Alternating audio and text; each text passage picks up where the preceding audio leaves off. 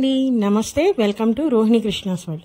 ఈ summer start అవగానే మనం అందరము రకరకాల పచ్చళ్ళు, వడియాలు, అప్పడాలు, అలానే కారం ఇవన్నీ సంవత్సరం అంతా నిల్వ ఉండటానికి ఇప్పటి నుంచి స్టార్ట్ చేస్తాం కదండి. నేనైతే ఫస్ట్గా ఈ ఊరమిరపకాయలతో స్టార్ట్ చేస్తానండి. నేను ఇవి పప్పులోకి కానీ, సాంబార్లోకి, పెరుగన్నంలోకి కూడా చాలా బాగుంటుంది. మా ఇంట్లో అయితే కంపల్సరీగా ఉండాలండి ఈ ఊరమిరపకాయలు అనేవి. సో ఇవి ఎలా పెట్టాలో ఏంటో నా స్టైల్లో నేను చూపిస్తాను. ఈ ఊరమిరపకాయలు చాలా టేస్టీగా ఉంటాయండి, అలానే చాలా ఈజీ పెట్టుకోవడం కూడా. మరి స్టార్ట్ చేసేద్దాం. దీనికోసం నేను ఇక్కడ 1 కేజీ మిరపకాయలు తీసుకున్నానండి. ఈ మిరపకాయలు కూడా ఎలా ఉండాలంటే కొంచెం లైట్ గ్రీన్ షేడ్లో ఉండి కొంచెం లావుగా ఉన్న పచ్చిమిరపకాయలను మనం సెలెక్ట్ చేసుకుంటే మనము ఈ ఊరమిరపకాయలు అంటే ఎండిపోయిన తర్వాత కూడా వాటి సైజు కరెక్ట్గా ఉంటుందండి. మరీ సన్నవి తీసుకున్నామంటే అవి మనం నూనెలో వేసినప్పుడు తొందరగా మాడిపోతాయి. సో అలాంటి కాయలు లైట్ గ్రీన్ షేడ్, ఎందుకంటే కొంచెం కారం తక్కువగా ఉంటుంది. మరి కారం ఎక్కువగా ఉన్న పచ్చిమిరపకాయలు వేసుకున్నా కూడా తినలేము మనము. సో నేనైతే అలాంటి పచ్చిమిరపకాయలు సెలెక్ట్ చేసుకుంటానండి. వీటిని శుభ్రంగా కడిగేసేసి నేను ఒక జల్లెడ బుట్టలో వేసేసుకుని వాటర్ అంతా పోయే వరకు ఉంచేసాను. ఇట్లా పోయిన వాటర్ అంతా డ్రైన్ అయిపోయిన పచ్చిమిరపకాయలు తీసుకొచ్చి ఇప్పుడు మీకు నేను వీడియోలో చూపిస్తున్న విధంగా ఘాటు పెట్టుకోవాలండి.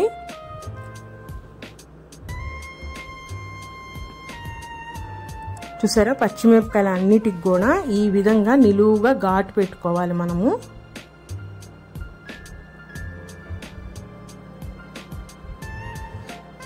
ఈ విధంగా ఘాటు పెట్టుకోవటం వల్ల మనం మజ్జిగలో వాటిని ఊరబెట్టినప్పుడు ఆ ఉప్పు కానీ ఆ మజ్జిగ కానీ లోపల వరకు వెళ్తుంది.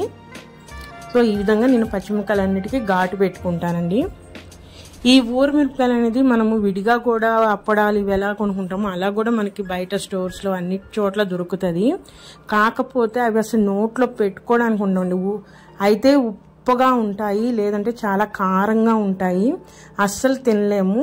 సో నేను అందుకే ప్రతి సంవత్సరం కూడా మాకు కావాల్సినవి నేను ఇంట్లోనే పెట్టేస్తాను. చాలా ఫంక్షన్స్లో కూడా చూస్తూ ఉంటాం, కానీ ఊరమిరపకాయ మనం తీసుకుంటామే కానీ అది తినటానికి ఉండదు. అయితే ఉప్పగా ఉంటుంది, లేదా నోట్లో పెట్టుకునేంత కారం కూడా ఉండదు, చాలా స్పైసీగా ఉంటాయి. సో చాలా ఈజీ అండి పెట్టుకోవటం. ఈ విధంగా నేను పచ్చిమిరపకాయలు అన్నిటికి కూడా ఈ విధంగా ఘాటు పెట్టేసుకొని ఒక ప్లేట్లోకి తీసేసుకుంటున్నాను.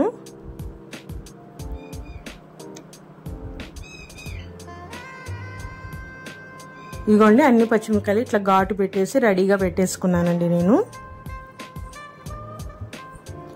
ఇవి కూడా తొందరగానే ఎండిపోతాయి. ఇప్పుడు ఎండలు స్టార్ట్ అయినాయి కండి, ఈ ఎండలకైనా సరే మనకి ఊరమిరపకాయలు తొందరగా ఎండిపోతాయి. సో నేను కేజీ పచ్చిమిరపకాయలు గాను నేను కేజీ పెరుగు తీసుకుంటున్నానండి. కేజీ అండి, లీటర్ పెరుగు. ఆ పెరుగుని నేను ఒక గిన్నెలో వేసేసుకుంటున్నాను మొత్తము.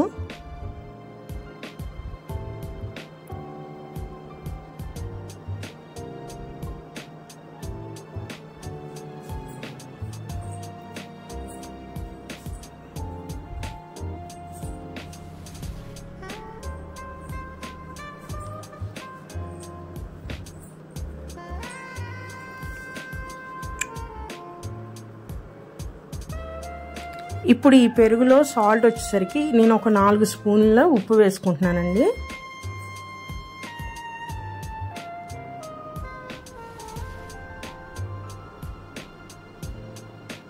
చాలండి, 4 స్పూన్ల ఉప్పు వేసేసి ఫస్ట్ దీన్ని మనము పెరుగులో మొత్తం కలిసేటట్టుగా ఈ విధంగా కలిపేసుకోవాలి.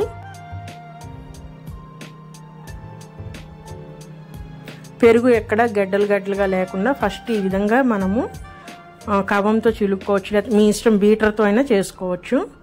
ఇలా చేసుకునేది మనం పచ్చిమిరపకాయలు మునిగేంత వరకు మనము అంత క్వాంటిటీ వాటర్ తీసుకోవాలి.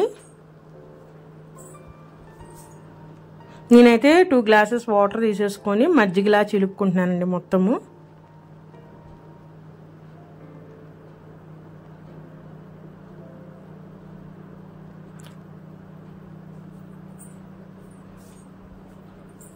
చూసారా, మజ్జిగ ప్రిపేర్ అయిపోయింది కదా.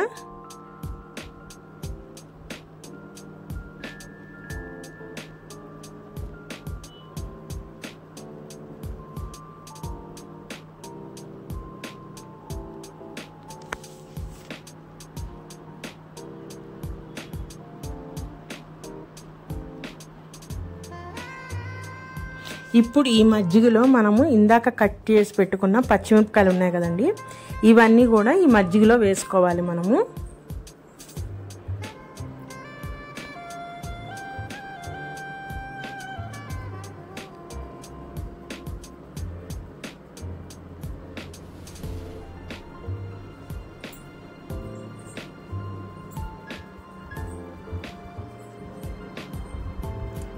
నేను కేజీగా అలా పట్టుకుంటానండి. ఒకేసారి ఎక్కువ కేజీలు తెచ్చిన అన్ని పచ్చిమిరపకాయలు కట్ చేసి పెట్టాలన్నా కూడా చాలా టైం పడుతుంది.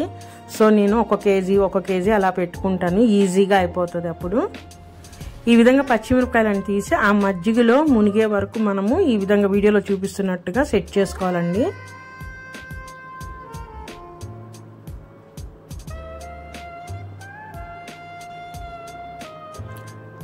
పచ్చిమిరపకాయలన్నీ కూడా మజ్జిగలో మునగాలి. మునిగితేనే ఆ మజ్జిగ అనేది, ఆ ఉప్పు అనేది మిరపకాయలకు పట్టి తొందరగా ఊరుతాయి మనకి.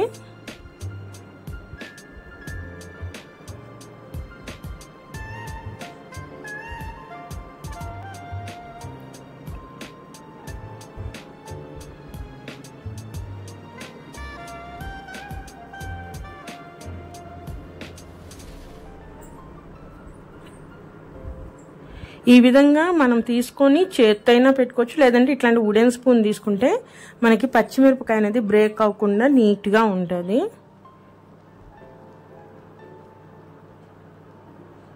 చూసారా, ఈ విధంగా మొత్తం ప్రెస్ చేసి ఆ మజ్జిగలో మునిగే వరకు మనము సెట్ చేసుకోవాలండి.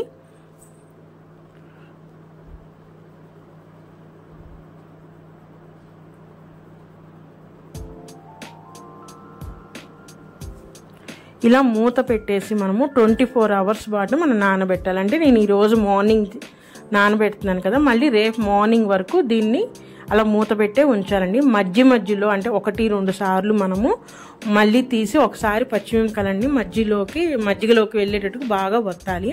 ఇది నెక్స్ట్ డే మార్నింగ్ అండి. చూసారా, అన్ని పచ్చిమిరపకాయలు ఊరి కొంచెము మజ్జిగ కూడా పైకి తేలింది కదా. ఇప్పుడు ఈ పచ్చిమిరపకాయలు అన్నింటిని నేను ఒక ప్లేట్లోకి తీసుకుంటున్నాను.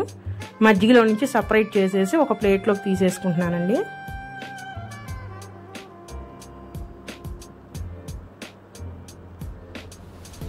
అంటే ఒక రోజు మొత్తం నానాలి. ఇది నెక్స్ట్ డే మార్నింగే నేను ఈ విధంగా మజ్జిగలో నుంచి పచ్చిమిరపకాయలని సపరేట్ చేసేసుకున్నాను.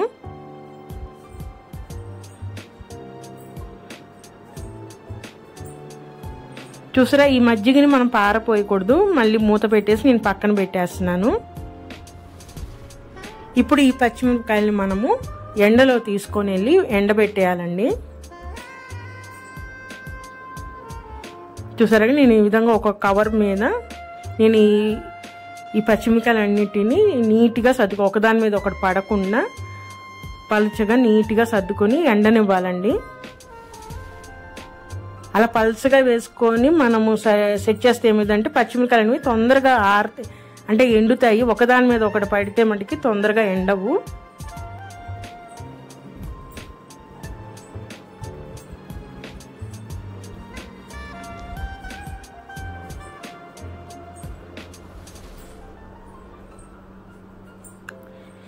ఈ విధంగా ఒకదాని మీద ఒకటి పడకుండా నీట్గా సర్దుకుని ఎండలో ఎండబెట్టుకోవాలండి. మనకి ఎండ ఎక్కడైతే ఎక్కువ వస్తుందో ఆ ఏరియాలో పెట్టేసుకొని మనము ఎండబెట్టుకోవాలి. ఈ సాయంత్రం అండి, సాయంత్రానికల్లా చూడండి కొన్ని పచ్చిమిరపకాయలు అనేది కలర్ చేంజ్ అయినాయి, కొన్ని గ్రీన్గానే ఉన్నాయి. సో ఇంకా ఆ పచ్చిమిరపకాయలు అనేవి ఇంకా ఊరాలండి మనకి. ఇప్పుడు సాయంత్రం అయింది కదా, మళ్ళీ ఈ పచ్చిమిరపకాయలన్నీ నేను తీసుకొని వెళ్ళి పొద్దున మజ్జిగ ఉంది కదండి, మళ్ళీ నేను ఆ మజ్జిగలో వేసేస్తాను. ఈ విధంగా మార్నింగ్ అంతా ఎండు ఉన్నాయి కదా, ఆ ఎండినప్పుడు మజ్జిగలో వేయగానే అవి ఆ మజ్జిగని బాగా పీల్చుకుంటాయండి. సో పచ్చిమిరపకాయ అనేది బాగా టేస్టీగా తయారవుతుంది. ఈ విధంగా మళ్ళీ పచ్చిమిరపకాయలన్నీ మజ్జిగలో వేసేసేయాలి.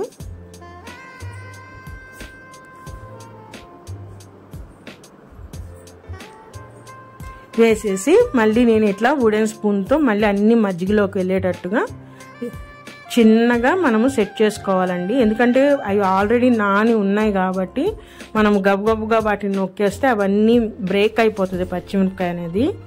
సో నిదానంగా అన్ని మజ్జిగలోకి వెళ్ళేటట్టుగా మనము సెట్ చేసుకోవాలి. మీకు ఎట్లయితే అట్లా చేత్తో అయినా చేసుకోవచ్చు. నాకైతే ఈ విధంగా ఈజీగా ఉంటుంది కాబట్టి నేను ఇలా చేసేస్తాను. సో ఇలా పెట్టేసేసుకొని మజ్జిగలో మళ్ళీ మూత పెట్టేసేసుకొని మనము మళ్ళీ ఒక నైట్ పాటు ఉంచాలండి. ఒక నైట్ అంటే ఈ సాయంత్రం పూట తీసాం కదా, ఈరోజు నైట్ ఉంచేసేసి మళ్ళీ నెక్స్ట్ డే మార్నింగ్ తీసుకుంటున్నాను నేను. అంటే కంప్లీట్గా 2 nights అనేది మనం మజ్జిగలో సోక్ చేస్తున్నాము. 24 hours నానబెట్టి ఒకసారి ఎండబెట్టాము, మళ్ళీ సాయంత్రం తీసుకొచ్చి మజ్జిగలో నానబెట్టేసేసి మళ్ళీ నెక్స్ట్ డే మార్నింగ్ అండి మజ్జిగలో నుంచి నేను సపరేట్ చేసేసాను. ఇంకా ఈ మజ్జిగ ఇంకా అవసరం లేదండి. నేనైతే ఈ మజ్జిగ గార్డెన్లో యూజ్ చేస్తాను, విడిగా పారిపోయినవి నేను గార్డెన్లో యూజ్ చేసేసుకుంటాను ఆ మజ్జిగ అనేది. ఇప్పుడు ఈ పచ్చిమిరపకాయలు తీసుకెళ్ళిపోయి మళ్ళీ ఎండలో ఎండబెట్టాలండి. ఈ విధంగా ఇంకా మజ్జిగలో నానబెట్టేది లేదు, ఇంకా పచ్చిమిరపకాయలు ఎండిపోయే వరకు మనము ఎండలో పెట్టుని ఎండబెడతా ఉండాలి.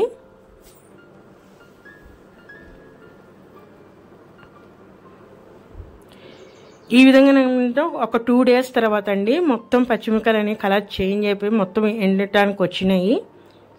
ఒక 2 days తర్వాత ఈ విధంగా ఉన్నాయి.